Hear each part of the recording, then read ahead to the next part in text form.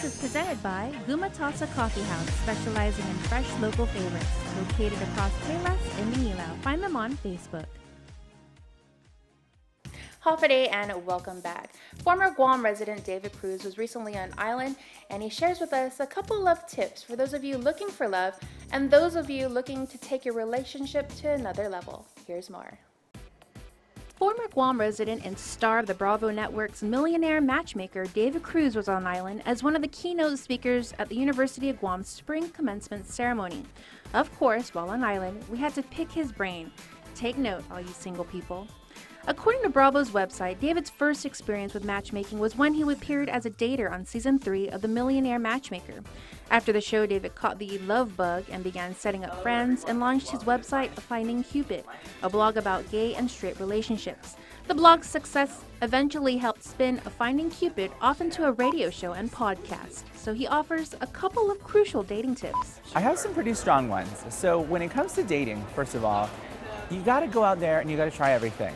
The person that sits at home and says, I'm not going to do online dating, I'm not going to try an app, or I'm just going to wait for the man of my dreams in the bread aisle, that person is going to be single for a long time.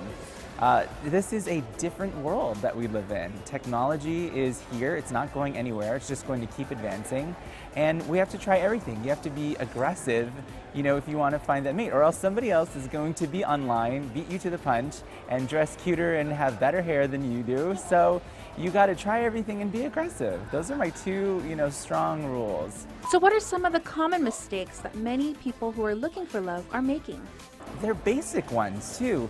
One of the things that we do on the show a lot is we really kind of look at everyone's profiles and we look at their pictures, for example. That's a big thing that you would think people would know by now, like profile pictures. Of course, there's the age-old, profile photo never looks the same as the, the real life. But yeah, there's bad selfies. There's my Vegas photos of me and my girls, and my drunk photo, or a bikini photo, or a shirtless photo for the guys.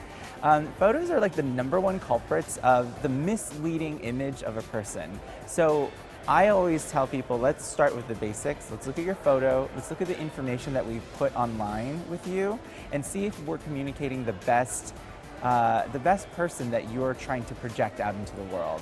And being from Guam, he knows that the dating scene on such a small island can be tricky. Someone asked me this earlier and I said, the one thing about being in a small area with a small pool of people is that the advantage that you have is that you can create the advantage.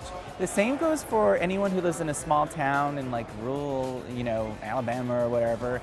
They have the same issues. You create the opportunity by hosting your own dinners, having weekend nights out where all your best single friends maybe invite another single friend, and then it becomes a thing. So maybe you're out and at a bar and you see, a bunch of guys see you and your girlfriend's out and they're like, hey, what's this about? Is it someone's wedding? And then you start to create your own opportunity. And then that's when the attraction to, your potential is out there. Then there are those too afraid to fall in love or commit because they fear a breakup or divorce. We live in a very accessible world, and it's also a very disposable world. So I can get on an app right now and say, I like you, I like you, I like you, I don't like you, I don't like you, I don't like you. And that's so easy. I can go on 10 dates because my website, my dating website, it says you can talk to these, set amount of people and then set up dates for the $10 that you're going to pay for your monthly subscription. When people turn off the subscriptions, they're also turning off opportunities. So we've trained ourselves to be on and off easily than we used to be. We have this switch that's there, where before we had to really try because there was nothing there. And now that it's as easy as turning off the app, we dispose of it just as quick as we start it. So the advice is to just really go out there and commit to the communication. So you're in a long-term relationship. At what point do you take it to the next level? People always feel like there's this set sort of time frame with it. Like, I date 2 weeks, I move in, I go this, and it's not that fast.